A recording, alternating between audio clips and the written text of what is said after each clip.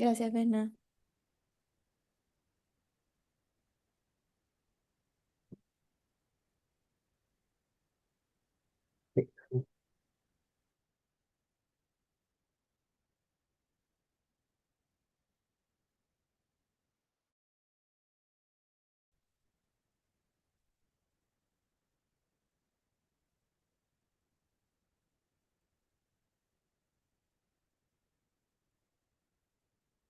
A ver, háblame ahora, Tania, a ver. Sí. Hola, hola, probando, probando. Ahí sí, súper. Ya, Sí, te genial. escucho mejor. ¿Ahí me escucho mejor? Sí. Sí, mucho mejor, mucho mejor. Vale, se me conecta. La cámara tiene su propio micrófono y a veces se conecta al de la cámara, entonces, pero ahora parece que estoy conectado con los. Súper. Ya, vamos entonces. ¿Están todos? Para no comenzar, si es que alguien todavía no ha llegado. Colegas, ¿sí? Vale. Vamos a la segunda parte de Todos. la clase y última. Eh, Vamos a ver ahora lo que es el protocolo clínico. eh, Qué es lo que hacemos en el fondo en la primera sesión, en la segunda sesión, y qué es lo que va a cambiar del protocolo de la Asociación Americana y de la Asociación Europea.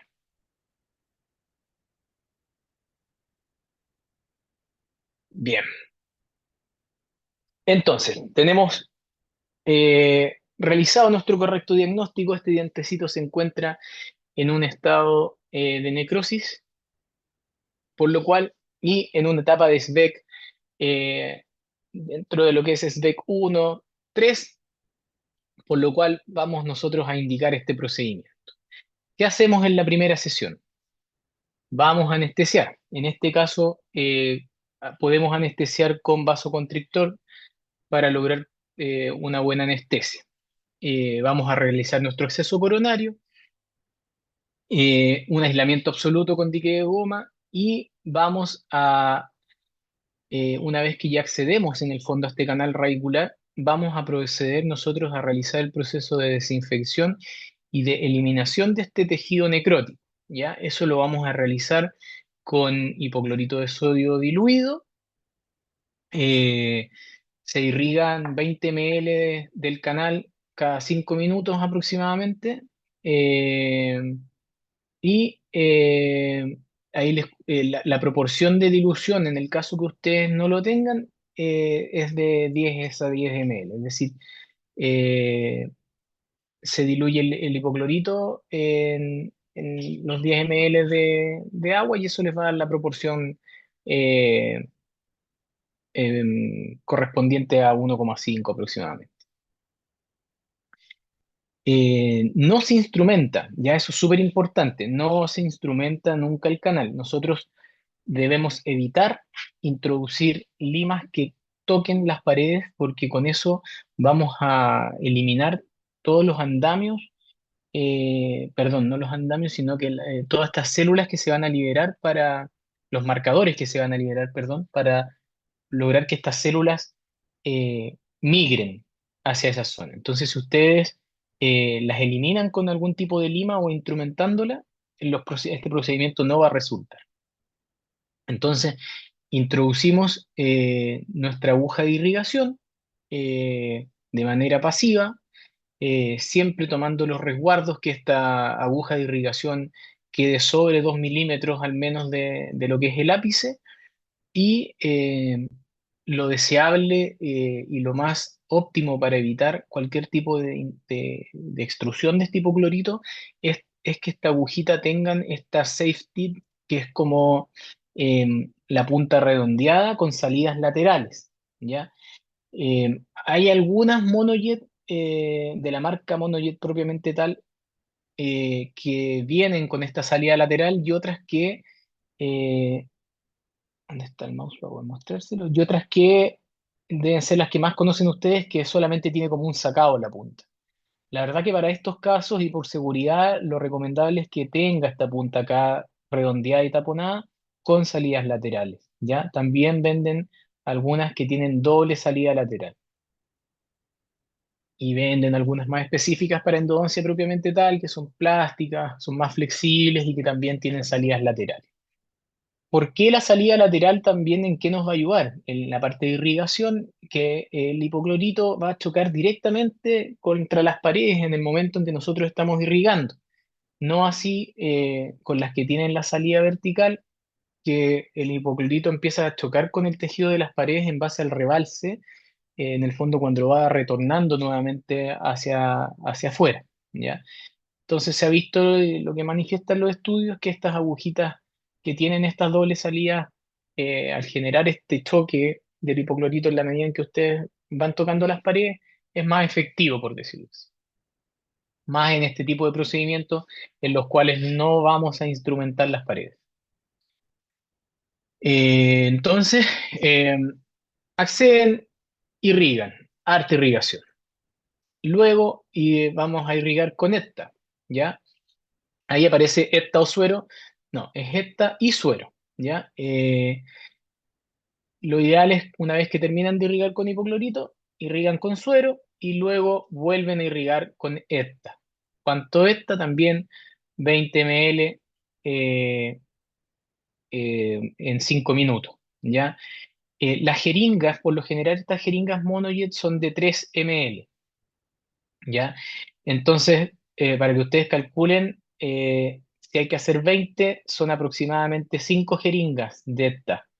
Es harto, ¿ya? El EPTA en la concentración de 17% se aplica por un minuto. Entonces, si sacan los cálculos, por eso son 5 minutos, lo que son 5 jeringas, una por minuto. ¿Sí? Eh, Eso. Entonces, una vez que hacen esa... bueno, ya vimos por qué el EPTA en el fondo, que nos va a permitir toda la liberación de, em, de estos mediadores que van a hacer que las células migren hacia esa zona y se puedan diferenciar. Eh, y luego en la primera sesión vamos a dejar una medicación intracanal, ¿ya? Esa medicación intracanal eh, puede ser esta pasta biantibiótica o triantibiótica en el caso que sean bacterias muy rebeldes, o si lo que tenemos es hidróxido de calcio, se puede dejar medicado con hidróxido de calcio. Eh, y vamos a sellar en el fondo la preparación eh, con vidrio ionómero, idealmente, para poder dejarlo en el fondo en stand-by en el fondo hasta la siguiente sesión y ver si la fístula remite, si el paciente mejora en lo que es la sensibilidad a la percusión, a la palpación del fondo vestíbulo y en el fondo si vemos signos de reparación. Entonces, las reglas no negociables, por decirlo así, o estos puntos críticos es no instrumentar jamás las paredes, ¿ya? La lima acá la vamos a llevar de manera muy pasiva solamente para poder determinar la conductometría, es decir, para poder saber hasta dónde tenemos la salida de este ápice, cuál es el largo radicular. Ahora, si tienen un escáner, la medición la van a hacer con el escáner y va a ser mucho más precisa. ¿Por qué? Porque el realizar la medición con un localizador apical, por ejemplo, lo más probable es que nos va a marcar siempre que estamos fuera del ápice, siendo que probablemente estemos dentro del ápice. Eh, el hipoclorito de baja concentración, con estas agujas de irrigación de salida lateral, 2 milímetros sobre el ápice, ¿ya? Y aplicación de lepta eh, antes de la medicación para liberar los factores de crecimiento que yo les mencionaba. ¿Se entendió esta parte? ¿Todo bien? Esto vendría siendo lo que es primera sesión.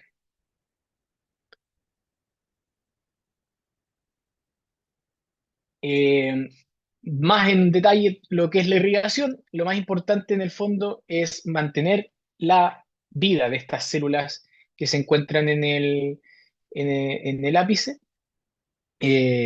Por eso lo de las concentraciones, que ya lo vimos. Eh, Creo que lo mencioné todo ya en esta parte. Sí. Lo que es el ETA, lo mismo, libera todos estos mediadores que nos van a permitir que las células migren. No hay que extruirlo y aplicar antes de la medicación. Y bueno, y el suero fisiológico, eh, aplicarlo obviamente entre cada irrigante. Importante, secar con conos de papel a -3 milímetros de la longitud que ustedes tuvieron antes de la medicación. ¿Por qué la importancia de que sea un poquito más corto? Porque si ustedes tocan eh, con el cono de papel o extruyen el cono de papel hacia el periápice, eso va a producir irritación de estas células apicales, que son las que nosotros queremos preservar. Eh, y se ha visto que en casos de irritación se produce más dolor postoperatorio para los pacientes, y también podemos dañarlas, ¿ya? La idea es que nosotros no las dañemos en esta etapa, solamente primera sesión es desinfección del conducto radicular. Ya, la medicación, pues, ¿cuál de todas, o por qué una, o por qué la otra? Eh, Acá tenemos un cuadro comparativo y en este estudio se sugiere el hidróxido de calcio siempre como la primera alternativa, la primera opción, ¿ya? Una de esas, porque dentro de las ventajas es que no tiene tinción, va a liberar calcio propiamente tal, que nos va a ayudar. eh, Tiene menos, es menos citotóxico también para las células madres de la papila apical.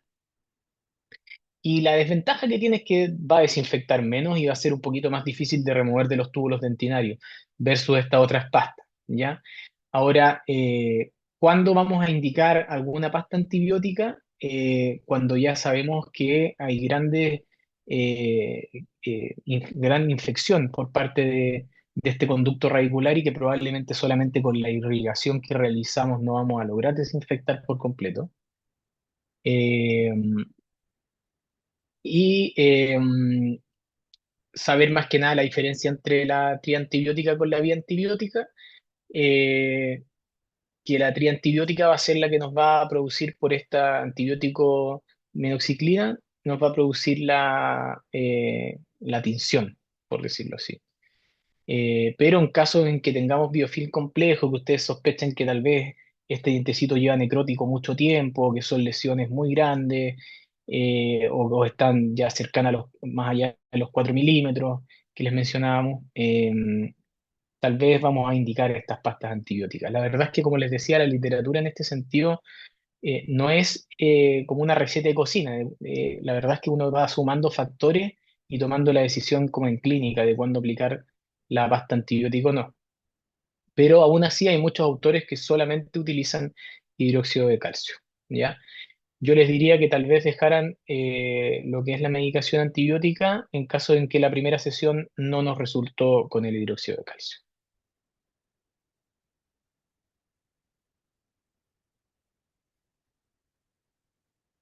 Eso es lo que es la primera sesión. Vamos a la segunda sesión, que esta segunda sesión debería ser de 2 a 4 semanas después, ¿ya? ¿Cuál es el objetivo de esta segunda sesión? Lograr el sangrado. Como sea, tenemos que lograr que esta raíz, este dientecito, se nos vuelva a llenar de sangre para que migren estas células apicales que habíamos dejado abajo, y que nosotros esperamos que estén con vida aún. Entonces, tenemos que reevaluar lo que les mencionaba: el diente tiene que venir sin fístula, sin síntomas. En esta sesión vamos a requerir utilizar anestesia sin vasoconstrictor. ¿Para qué? Para poder producir el sangrado, ¿ya? Aún así, dice la literatura que si el paciente no tolera en el fondo el procedimiento, porque sabemos que si no tiene vasoconstrictor a veces no toma también la anestesia, se puede utilizar, que no es lo recomendado, pero se puede utilizar, y como son pacientes jóvenes deberíamos igual lograr un sangrado. Pero el protocolo en sí establece que sea sin vasoconstrictor.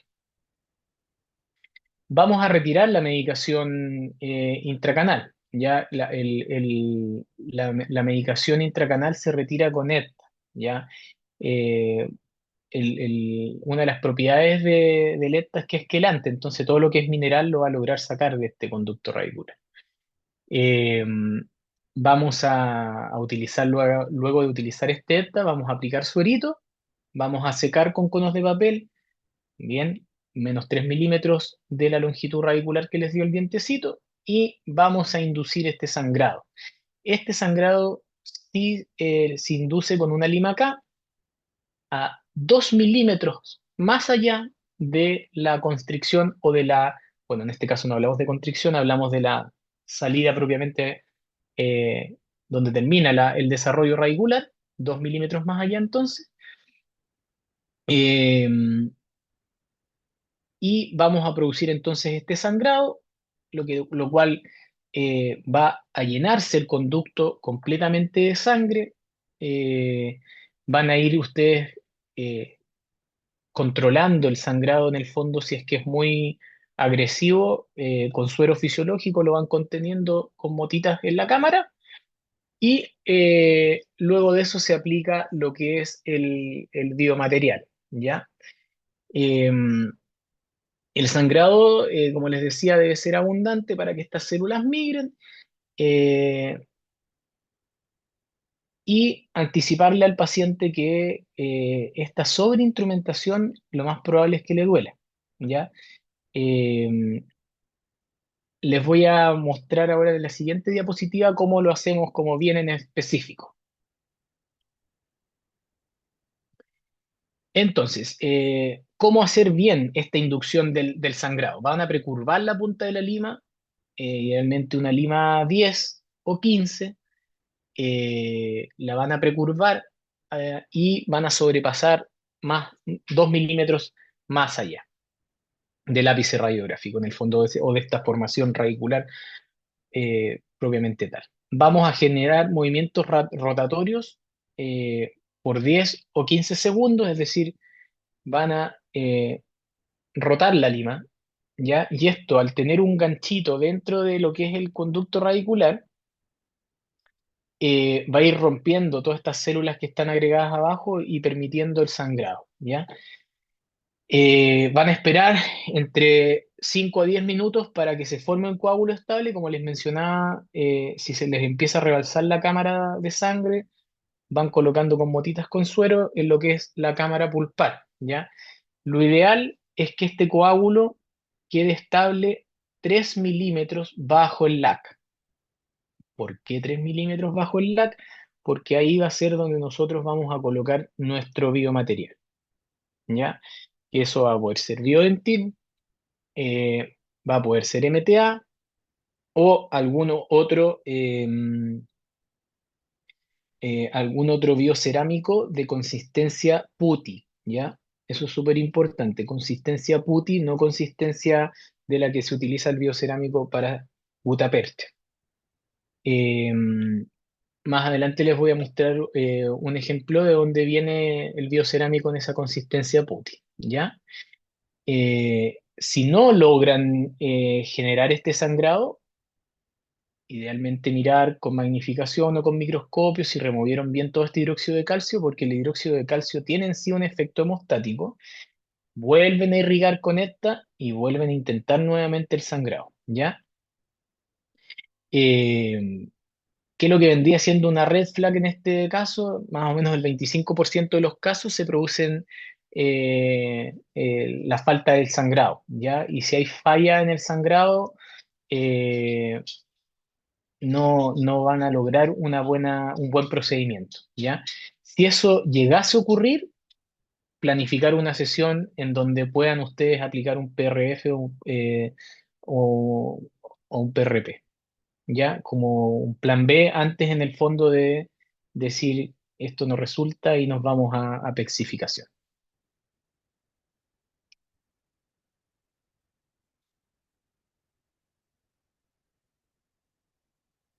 Ya, este es el que les mencionaba que la literatura lo demuestra, o sea, siempre hablan en la literatura por lo general de endosequence, por el origen en el fondo de la literatura, pero sepan ustedes que acá existe lo que se llama Total Fill, y eso es de la marca FKG. Lo pueden encontrar en diversas casas comerciales, pero la casa comercial como representante de la marca es Mayordent, ¿ya? Eh, Como dato para que lo sepan. Ahora, ese Total Fill debe estar costando entre 120 y 150.000 pesos. Es caro, ya son materiales bien costosos los materiales de endodoncia en general. Eh, pero es muy poco lo que se utiliza, ¿ya? Ahí esa jeringa, si no me equivoco, bueno, ahí dice, pues tiene 0,3 gramos, eh, pero es muy poquito clínicamente lo que ustedes utilizan de material, o sea, esa jeringa, si hacen estos procedimientos o sellaciones, sellados de perforaciones, etcétera, porque para eso se utiliza este biocerámico en esa consistencia, les puede durar, no sé, más de 20 casos, fácil. ¿Ya? Es bien poco lo que se utiliza. Y es como colocar un fermín, se corta y se coloca. ¿Ya? Eh, entonces, el sellado. ¿Ya? Si tenemos problemas para lograr también este coágulo o lograr que la sangre se mantenga en esa posición, pueden utilizar algún tipo de matriz reabsorbible, ¿ya? Que en la literatura van a encontrar diversos nombres, lo más común acá en Chile es la gelita. Obviamente que estas otras marcas, la gelita en sí es un concentrado em, ay, se me fue el nombre, de colágeno bovino por lo general. La gelita es un poquito más porosa y estas otras matrices que ustedes ven acá son un poquito más compactas, entonces por lo general generan una manera más fácil de colocación, pero si en la consulta tienen gelita, lo pueden colocar para contener este coágulo los 3 milímetros bajo el LAC, ¿ya? Y ¿qué va a permitir eso también? Que el biomaterial va a quedar en contacto con la gelita eh, y no directamente con la sangre, entonces va a tener también un mejor fraguado hasta que esta gelita se reabsorba y entra en contacto directo la sangre con el biomaterial.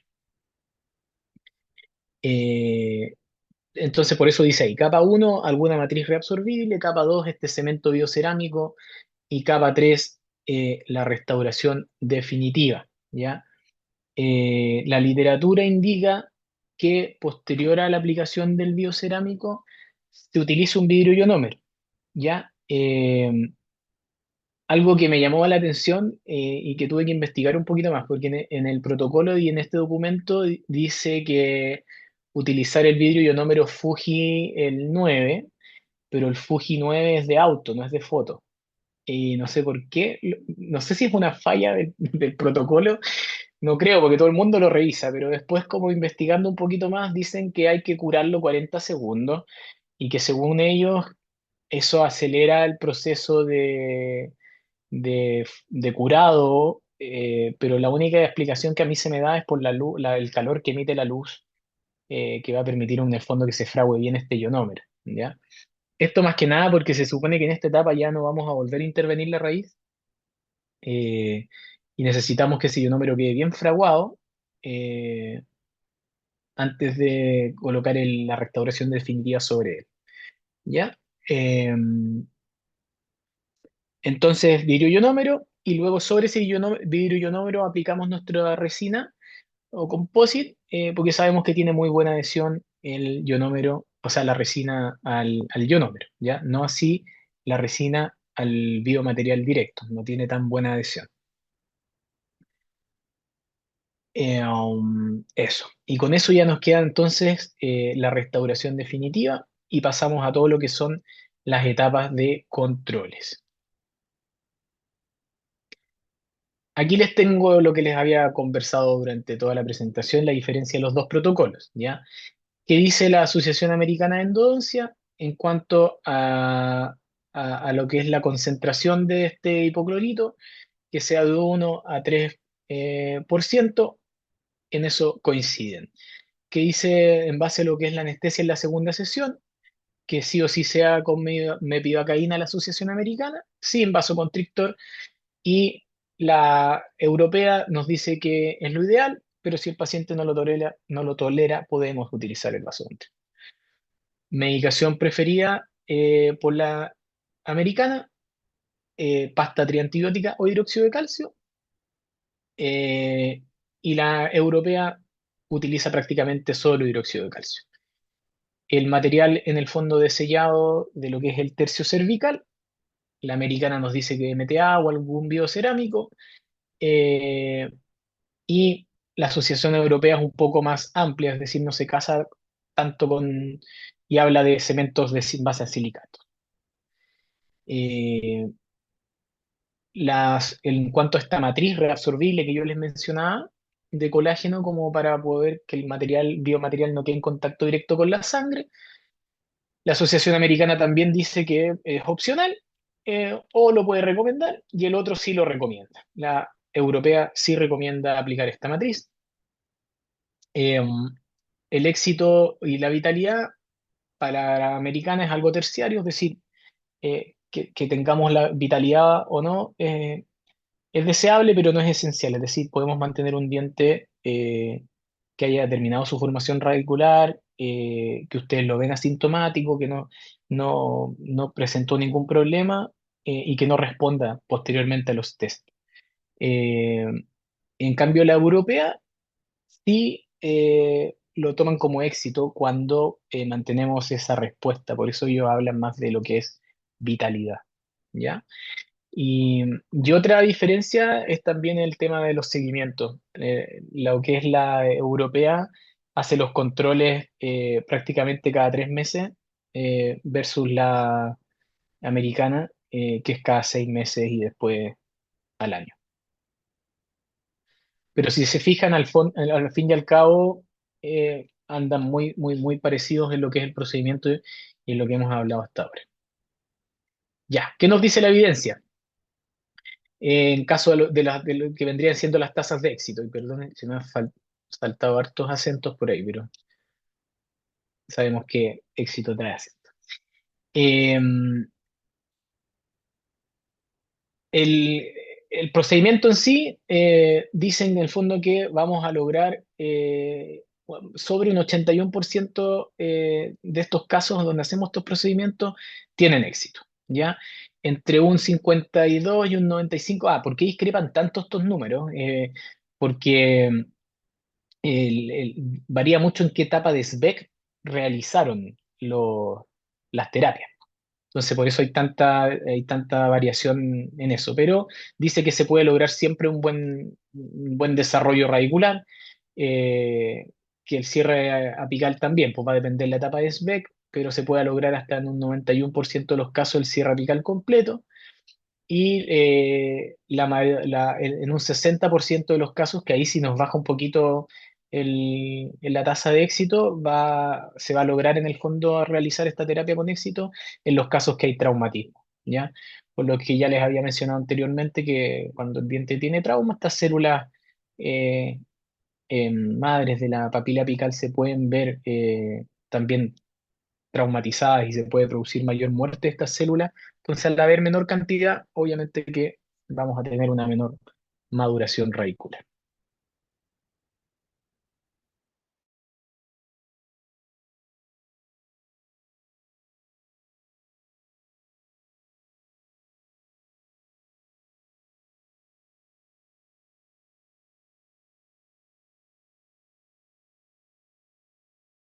Dicen que ambos no hay diferencia significativa, en las tasas de éxito andan muy similar.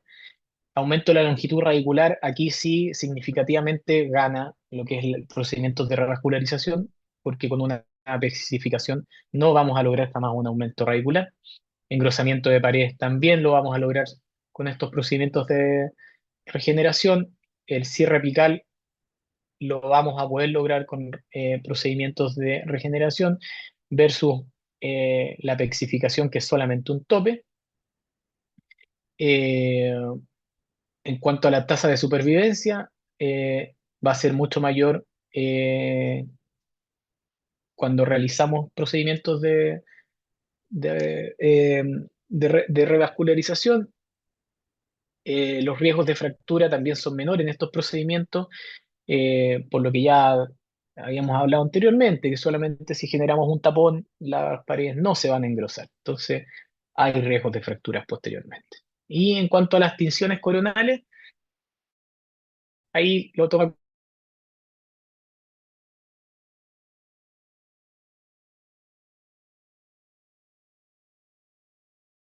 eh, esta tinción coronal, yo ahí discrepo un poco, porque cuando se hace la pexificación,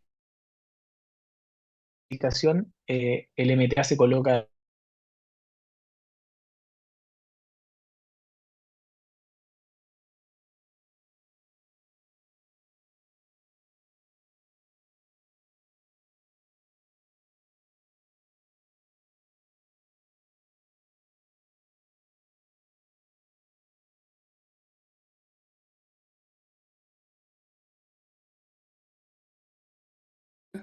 A lo mejor se le acabó la batería. Ahí Ahí está, volvió la doctora. ahí volvió. Listo, súper. Sí, ahí me parece que están ganando de nuevo, súper. Sí, súper.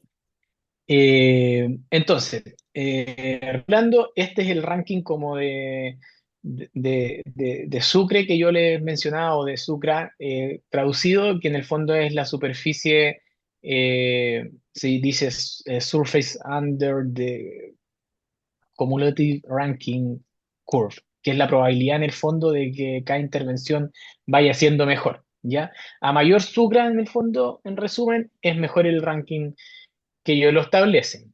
Entonces, dentro de lo que son los andamios, siempre, siempre, siempre, como el mejor andamio que ustedes van a poder utilizar va a ser el plasma rico en plaqueta, ¿ya?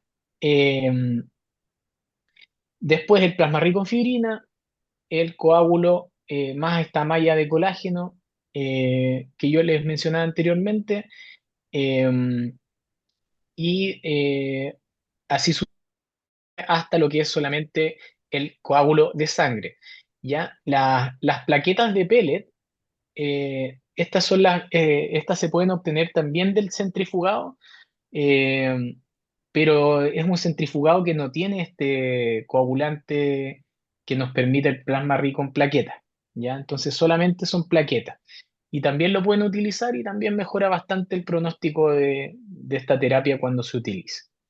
¿Ya? En este estudio, en el fondo, lo que determinan es que si pueden hacerlo con mejor andamio, el pronóstico del diente va a ser muchísimo mejor y eso es lo que me interesa que ustedes se queden, ¿ya? Y también, ¿por qué? Porque si les falla en una primera sesión solamente con el coágulo de sangre, no lo den por perdido y traten de planificarlo, conseguirse la centrífuga, la enfermera o la etcétera que les vaya a entregar un plasma rico en fibrina o en plaqueta y con eso van a tener mucho mejor éxito en el procedimiento.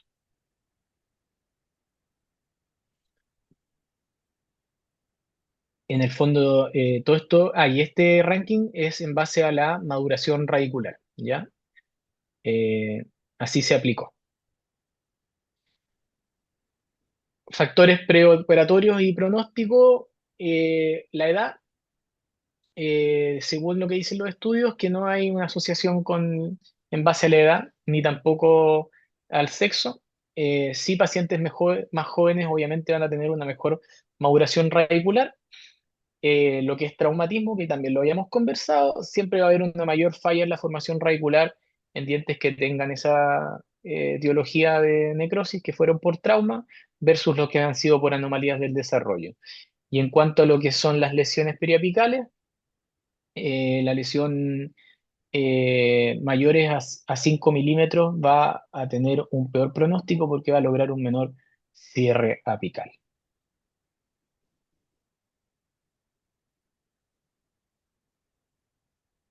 Ya, vamos a lo que es. Todo bien hasta ahora, me interesa que esta parte haya quedado bastante clara, que son las partes como el protocolo, porque de aquí en adelante es un poquito más para irnos hacia el cierre y ver cómo por qué pueden fallar, cómo manejar los fallos y cosas así. Pero el protocolo que es lo que importa, me interesa que les haya quedado claro. ¿Sí? Bueno, Sí. si no, igual me pueden hacer alguna pregunta al final, no hay ningún problema. Entonces, vamos a las complicaciones. Eh, Las más frecuentes en el fondo, que es el cambio de color, que ya lo habíamos hablado, es que se produce por esta pasta antibiótica. Si queremos evitarlo, idealmente utilizar la pasta biantibiótica y lo que pueden hacer en casos de que tengan o que usar la triantibiótica porque sospechan que va a estar muy contaminada esa raíz, es hacer un sellado con adhesivo en la cámara pulpar propiamente tal. De esa manera van a evitar la tinción de esta pasta triantibiótica hacia esa zona. O al utilizar, bueno, acá aparece utilizar MTA blanco, el MTA blanco, a pesar de ser blanco, igual produce tinción, ¿ya? O el biodentín. El biodentín sí, efectivamente, no produce ningún tipo de tinción y vendría siendo como el material más ideal si queremos preservar estética al 100%. Desventaja de este material es que no tiene radiopacidad. No le han colocado nunca un buen radiopaseador, por decirlo así. Entonces, radiográficamente, cuando ustedes toman los controles, a veces cuesta visualizarlo, porque efectivamente se parece demasiado a la dentina. En casos de calcificaciones, ya hasta el 60% de los casos al año o a los 2 años se pueden ir calcificando, por eso la importancia de los controles, ya es decir, esta aposición de dentina y de engrosamiento de pared radicular puede ser descontrolada hasta llegar al punto de calcificación. Pero si ustedes pesquisan en los controles que se está produciendo, automáticamente lo ideal es poder derivar a endodoncista para que se haga una endodoncia antes de que se produzca la calcificación total. ¿Por qué vamos a evitar la calcificación total? No necesariamente porque se vaya a producir algún tipo de patología posterior, ¿eh? A veces se terminan calcificando y pasan los casos que no se controlan y eso queda así. Pero como sabemos que son pacientes eh, que ya tuvieron algún tipo de traumatismo o tuvieron algún tipo de problema en en ese diente, con el paso de los años las restauraciones se filtran, termina después en incrusta o termina en corona, y si en algún momento hay que poner un poste y el diente está totalmente calcificado, va a ser muy complejo, ¿ya? Igual, como les digo, todo esto ha ido avanzando bastante. Hoy en día también lo que es la odontología restauradora biomimética en el fondo, sin poste y sin estas cosas, al parecer ha ido resultando bien. Entonces, bueno, pero actualmente es lo que se recomienda. Eh, fallas por sangrado insuficiente. Eso también lo conversamos. Fijarse que en esa sesión hayan removido bien el hidróxido de calcio, seguir bien el protocolo, que es llegar sobre los 2 milímetros del ápice, eh, y en casos de que no logramos un buen sangrado, aplicar otros andamios que ya los conversamos también. ¿Qué pasa si hay persistencia en la sintomatología? Es decir, paciente no se le cede, no cede el dolor en la siguiente cita, fístula se mantiene, lesión sin cambio a las 4 semanas, vamos a repetir la desinfección, ¿ya? Tenemos que abrir, tenemos que en el fondo repetimos el procedimiento, ¿ya? Nuevamente, no darlo por perdido. Proceso de reabsorciones radiculares, ya que esta puede ser inflamatoria o puede ser una por reemplazo. Por lo general, en las de reemplazo vienen siendo los traumas, ¿ya? Eh, lo mismo, poder consignar un diagnóstico precoz y considerar ya el paso a la apexificación. En el fondo, si ustedes en los controles están viendo que se está produciendo una reabsorción radicular interna, nos olvidamos de este engrosamiento de paredes, nos olvidamos de tratar de que siga cerrándose este ápice y nos vamos directamente a hacer una apexificación y rellenar todo con endodoncia. Cuando sea reabsorción radicular interna, eso es lo que detiene el proceso de una reabsorción radicular interna, quitar todas las células que van a estar mediando este proceso interno. Cuando ya es externo es un poquito más complejo porque hay que hacer o abordaje quirúrgico o simplemente ver eh, si se detiene el proceso de la reabsorción externa o continúa. Y en caso de fractura radicular, eh, bueno, ahí ya no hay mucho más que hacer que, en el fondo, para evitarlas. ver si el diente que venía con algún traumatismo, dejarlo con una férula flexible o alguna férula de composite, en el fondo hasta lograr que ese diente se estabilice, ¿ya? Para evitar algún tipo de fractura luego de que ustedes hacen una restauración en el fondo en un diente que venía con un traumatismo.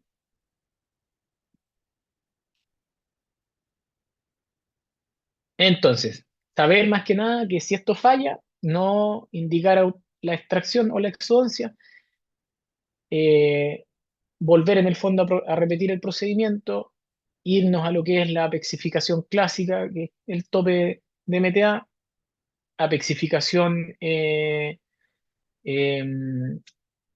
con una obturación termoplástica, ver si se puede indicar una cirugía apical con una retroobturación en el fondo para eliminar bacterias que puedan ser extrarradiculares y que están evitando que esta terapia resulte. Y bueno, ya como final, se puede hacer una extracción con trasplante o ya cuando la persona tenga su edad, un implante propiamente tal, ¿ya? En España se está hace varios años realizando mucho lo que es el autotransplante. Eh, Ese también es un área que manejamos nosotros como endodoncistas.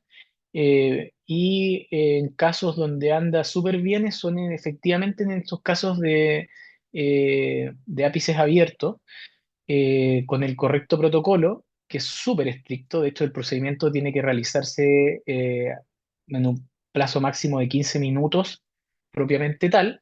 Pasados esos 15 minutos, si ustedes se demoran, es decir, más de 15 minutos entre que hacen la extracción de un diente y se lo colocan en este otro espacio, baja considerablemente la tasa de éxito. Eh, ¿Y en qué caso? Puede ser, por ejemplo, me salgo un poco del tema, pero me interesa igual que lo sepan.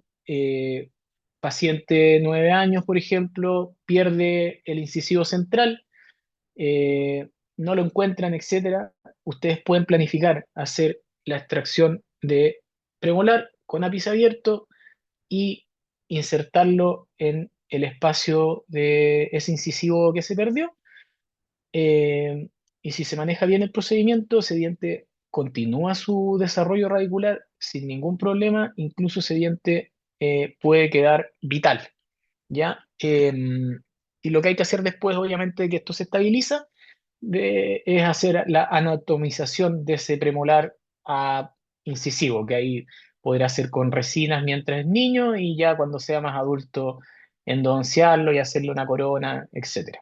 ¿Ya? Pero me interesa que sepan que eso se está haciendo muchísimo, igual que los autotransplantes de terceros molares a molares perdidos, primeros molares perdidos en niños, ¿ya? Eso. Y que, bueno, también que sepan que lo maneja el endodoncista. Dentro de nuestra área quirúrgica, nosotros tenemos como toda esa parte, lo que es la cirugía apical, lo que son los reimplantes y lo que son los autotransplantes. Ya, cortito, ya nos queda súper poco para ir terminando. Ay, me salió toda la información de una. Eh, no quería que vieran como el tiro, quería que fuéramos dialogando un poquito. La verdad es que esto es un poquito más cuando se hacen las clases más participativas que online. Pero bueno, ejemplo de caso, tenemos un diente 2.1 con una subluxación, ¿ya? Y una necrosis pulpar. Entonces, el tratamiento inicial, o sea, el,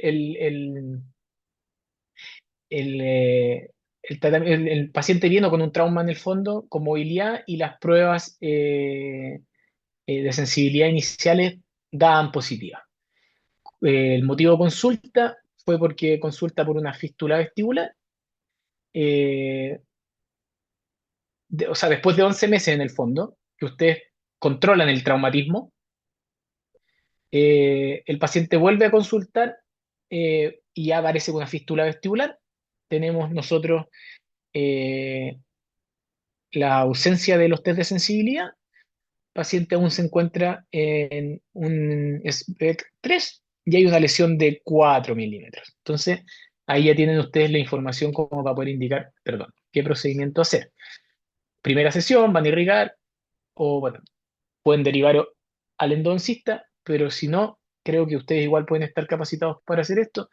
Se irriga con hipoclorito, irrigan posteriormente con Electa, dejan la pasta vía antibiótica y el doble sello. Segunda sesión, que va a ser a las 2 o 3 semanas, evalúan. Si el paciente viene ya sin la fístula, etcétera, pasamos a anestesiar sin vasoconstrictor. eh, Van a introducir acá en este caso, colocan una lima cada 40. La verdad es que la literatura en ese sentido especifica que siendo una lima más gruesa van a lograr un mejor sangrado. Yo les había dicho anteriormente que una lima 10 una lima 15 más que nada porque doblarle la punta a una lima 40 a veces es súper difícil y en este proceso de introducirla con la punta doblada, se puede producir que rozan las paredes y que rompen todo eso. Pero por otro lado, si bien es fácil doblarle la punta a una lima 15 o una lima 10, donde tienen que tener cuidado ustedes es en estos movimientos que van torciéndola abajo. Porque la 10, si la tuercen siempre en el mismo sentido, pueden llegar a fracturarla. Como consejo, siempre la lima nueva, ¿ya? No limas utilizadas porque sabemos que se pueden desprender más fácil, ¿ya? Pero para que lo sepan, la literatura siempre habla de una lima gruesa.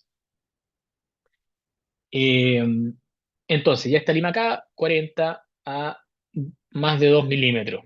Esa lima 40 debería pasar en banda, de todas maneras, pero como les decía, la punta precurvada se roza las paredes y podemos ir desprendiendo células que no queremos perder.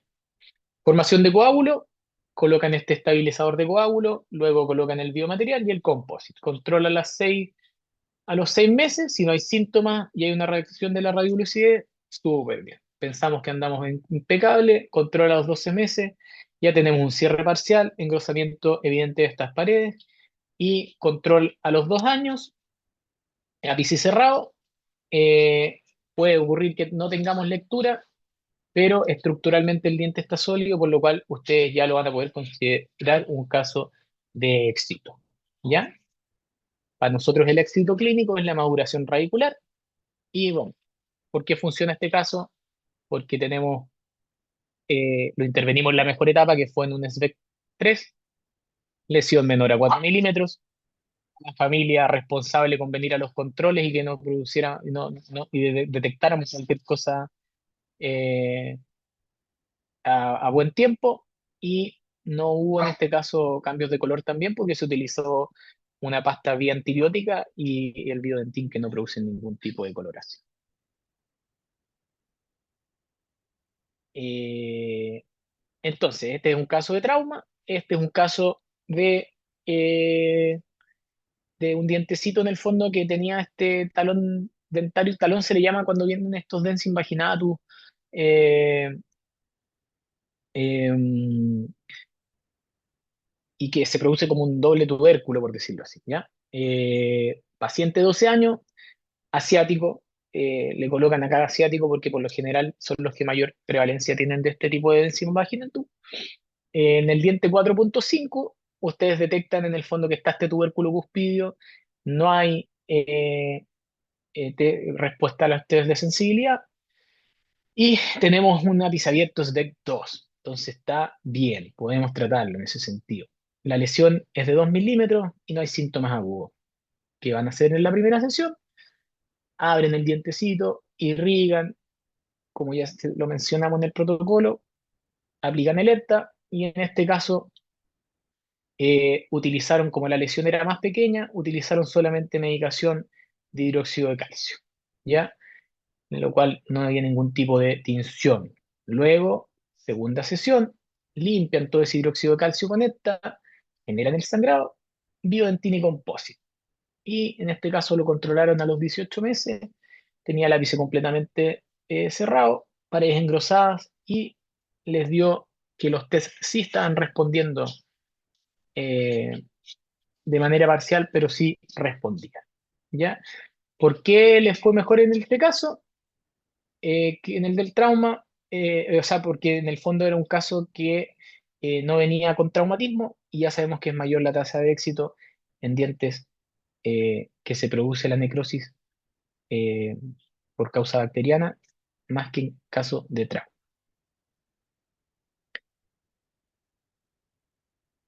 Ya, para que lo sepan, eh, se puede hacer estos procedimientos en dientes maduros. Para allá está yendo todo. ¿Ya? De hecho, en Chile tenemos dos grandes investigadores, por decirlo así. Uno de ellas es la doctora Brizuela, Gastón Mesa, que es su discípulo. Ellos están muy a la vanguardia con esto. De hecho, si ustedes buscan literatura de la doctora Brizuela, van a ver que tienen hartos estudios sobre esto. Ella es de la Universidad de los Andes y Gastón trabaja en la de los Andes, pero es docente de la mayor. Eh, bueno, para allá va la cosa. Han logrado, por ejemplo, en ese estudio de South, han tenido 24 dientes maduros con una buena respuesta haciendo procesos de revascularización. Eh, etcétera. Me interesa más que nada que lo sepan, no voy a ondear mucho más en eso porque se sale un poco de lo que es el área de ustedes, pero sepan que para allá va la cosa. Eh, y en cuanto a lo que es la parte de, como de tecnología, eh, el futuro en el fondo lo que nos dice es que vamos a tratar de colocar materiales al interior que atraiga más extracélulas en vez de estar como introduciendo células autólogas, sino que atraer bien estas células al interior del conducto con buenos andamios, buenos factores que produzcan que las células se nos adhieran a estas zonas dentinarias y se diferencien. Eh, eh, Eso es lo que se viene entonces, chicos, para que usted y chicas, para que sepan, ¿ya? A todo lo que es la tecnología de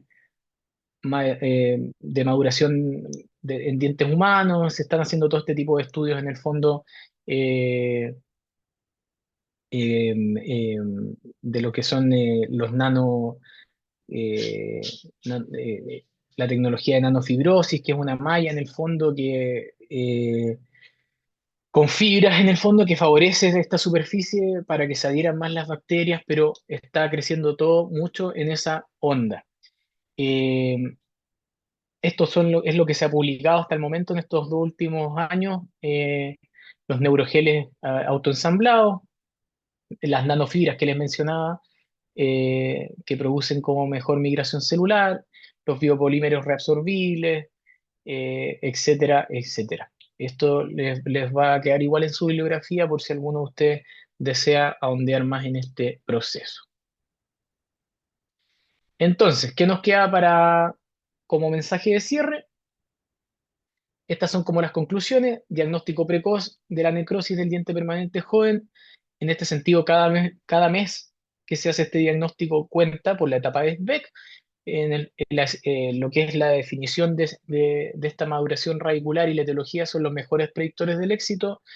Las terapias de reparación no es solo como matar las bacterias y poner sangre, sino que lo más importante es respetar las células eh, de la papila apical, eh, que el hipoclorito debe ser en una baja concentración, el EPTA siempre debe ir aplicado antes de medicar, que sin sangrado abundante no vamos a obtener una buena regeneración, que lo que se establece como curación en estos casos de un 85%, pero la maduración en este sentido va a ser siempre variable, depende de qué andamios usamos y todo lo que hemos conversado, pero siempre importante hablarlo con la familia, ¿ya? Eh, el tejido nuevo que es reparativo, no es una pulpa nativa honesta, eh, y que vamos a mantener siempre una vía de salida en caso de que no nos resulte, que ya vendría siendo la pexificación propiamente tal en caso que esto falle. ¿Cómo nos sinergiamos? Ustedes manejar ojalamente todo lo que sea el diagnóstico, manejo con el niño, instrucciones a la familia, explicarles en qué consisten estos procedimientos bien, la restauración definitiva posteriormente a la terapia. El control y los seguimientos va en estos casos por parte de ustedes o puede ir por parte de uno también, ¿eh? Todo depende si el endodoncista maneja o atiende niños o no, etcétera, etcétera. Identificar bien el caso para saber cuándo derivar. Y por parte de nosotros, ejecutar bien los protocolos, seleccionar bien todos estos irrigantes que ya los manejan ustedes en estos momentos y los biomateriales, ver los diagnósticos, tal vez con el CDCT y las complicaciones que puedan tener. De pronto alguno de ustedes se aventura y quiere hacer estos procedimientos, se les complica, bueno, haga la correcta derivación. Eh, Podemos retratar en caso de que esto fracase y manejo de los casos quirúrgicos.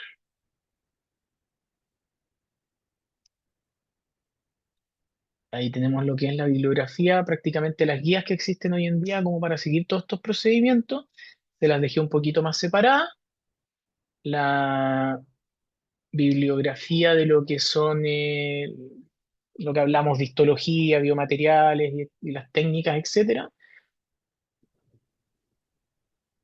Y volviendo al cierre de todo esto, lo que conversamos inicialmente de esta pacientita, ahora ya lo pueden manejar. Ya saben que si es SBEC 3 está perfecto. Lesión de 4 milímetros anda súper bien. Entonces, ¿qué se dice en este caso? Se hace la terapia regenerativa con una pasta antibiótica en la primera sesión. Luego, segunda sesión, todo el proceso que ya conocen de sangrado, etcétera. Biodentín, restauración adhesiva y el pronóstico fue muy bueno debido a que la lesión era pequeña o menor a 5 milímetros y había un criterio de cooperación de la familia. Eso. Dudas, consultas. Espero que les haya gustado el tema. La verdad es que, como les decía, es tal vez esta clase, siendo bien sincero, se puede hacer mucho más corta si nos saltamos todo lo que es el proceso celular. Personalmente siento que cuando uno explica desde las células hasta el tratamiento se entiende mucho más y por eso quise ondear un poquito más en eso. Yo pienso que efectivamente, muchas gracias, Rodrigo, una excelente, excelente clase, me encantó. Em, de hecho, creo que la voy a volver a ver en la grabación. La voy a volver a ver en la grabación porque hubo cosas que me quedaron ahí media que tengo que como que digerir y analizar, ¿ya? Ujú, ujú. Me encantó para dónde va eh, todo todos los estudios y la idea esta de la revascularización hoy día le da una puerta de salida a muchos de los pacientes que nosotros tenemos, porque uno de los grandes problemas que tenemos son los traumas. Traumas Claro. por deporte, traumas por... O sea, cada día los niños hacen más deporte, cada día llegan más niños con problemas de este tipo y darles una respuesta y no decirles, bueno, la verdad es que no hay mucho que hacer, oye, es un gran alivio en todo caso. Ujú. Sí, sí. Bueno, no sé si los chiquillos quieren preguntar cosas o hacer algo más. Pablo, Ah, dígame. sí, tengo algunas preguntas, las anoté. Ah, Súper. buena. Sí, respecto a las pastas, ¿esas se mandan a hacer o se compran hechas, vienen listas, No, digamos? sí, uno las tiene que preparar. Ya, Eh, la verdad es que uno compra los antibióticos, las muele y las introduce. ya, No hay como una, hasta donde yo sé al menos, no sé si ahí las docentes manejan otra información, pero no hay nada que te las venda como preparado. Ahora, hay algunos lugares donde uno puede igual hacer preparados de farmacéuticos. Me dejaste con esa duda porque yo personalmente yo envío a hacer, por ejemplo, el ETA a una farmacia y les doy el preparado con las concentraciones y ellos me lo hacen. Posiblemente si yo les pido que me mezclen estos tres antibióticos, estos dos antibióticos en un medio, posiblemente me lo hagan. ya, Pero lo que desconozco es la fecha de vencimiento. Luego de moler todo esto y colocarlo en un medio, eh, ahí sí que no sé, me imagino que deben pasar por un proceso de inactivación, pero lo voy a consultar en el laboratorio donde mando a hacer las cositas. Ya, pero ahí, por ejemplo, usted muele y las mezcla con suero. Sí, sí. Ya, ya. Gracias. La segunda, si hay alguna evidencia o si que hay, por ejemplo, un diente con un trauma, hay una fractura con exposición pulpar, ¿se puede hacer o tiene menos efecto o hay que cambiar el antibiótico? O, por ejemplo, si lo comparamos entre una, una fractura con exposición y una que no tenga exposición, digamos, pero igual se genera una necrosis, ¿varía el porcentaje de éxito o no es tan importante? A ver, si hay exposición pulpar, pero estamos hablando siempre en casos de necrosis o no. De eso depende todo, po. Sí, sí, por eso, si se fracturó una exposición y se necrosó después. Claro, la verdad es que todo depende en cuánto tiempo pasa posteriormente a que se expone el dientecito y cuánto tiempo pasa en que te va a ver a la consulta. Porque si ese dientecito estuvo hace una semana expuesto en medio oral, paciente tiene mala higiene, probablemente vamos a tener mayor cantidad de bacterias que se están organizando al interior de ese conducto.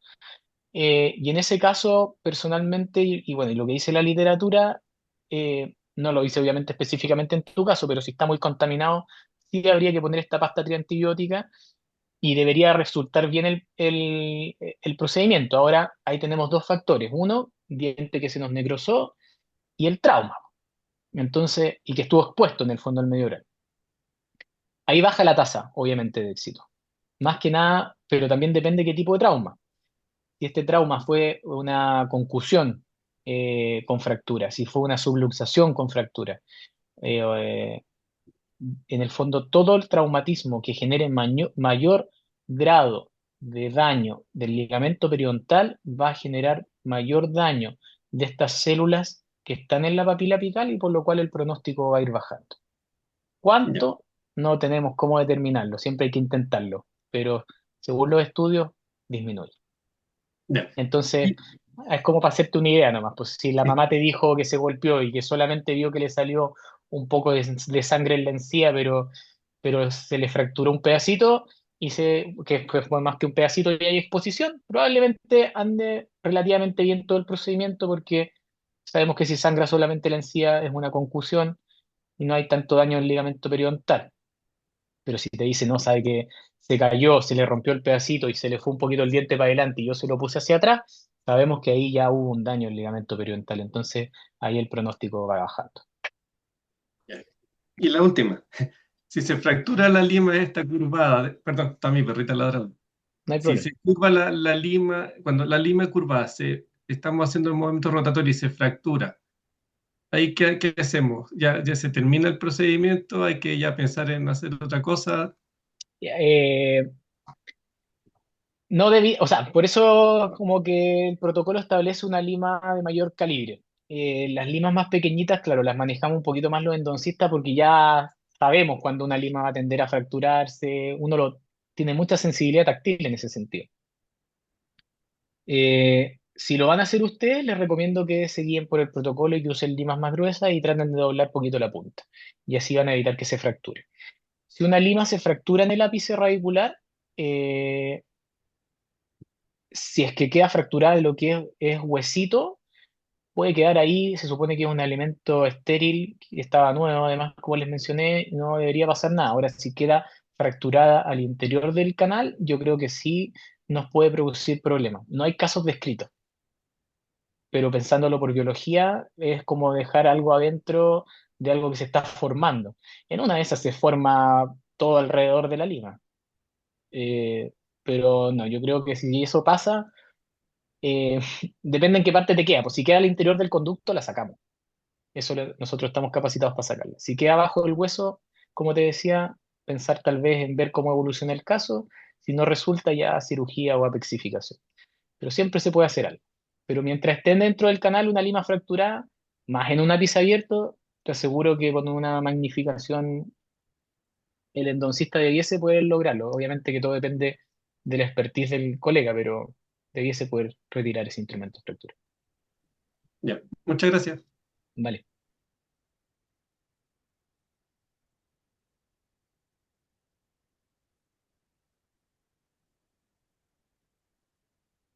Ya, ¿alguien más que quiera decir algo? Si no, le damos la doctora Besna, ¿tendrá alguna?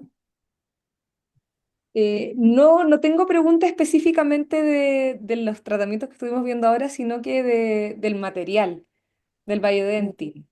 vale. Ujú, Me queda la duda de si tengo un diente permanente joven y tengo que hacer un recubrimiento pulpar indirecto. ¿Es este el material ujú. indicado o me decanto por algún otro? Indirecto, no. No, Indirecto, no. No, o sea, si no lo tienes disponible y es indirecto, puedes utilizar vidrio ionómero. No. no es necesario. Si Ahora, estuviera disponible, ¿es mejor o no cambia la evidencia? sí, o sea, genera mucho mejor esa dentina que queda bajo el material, se va a remineralizar mejor, va a quedar más sellada, genera mejor biocompatibilidad Ya, en ese sentido.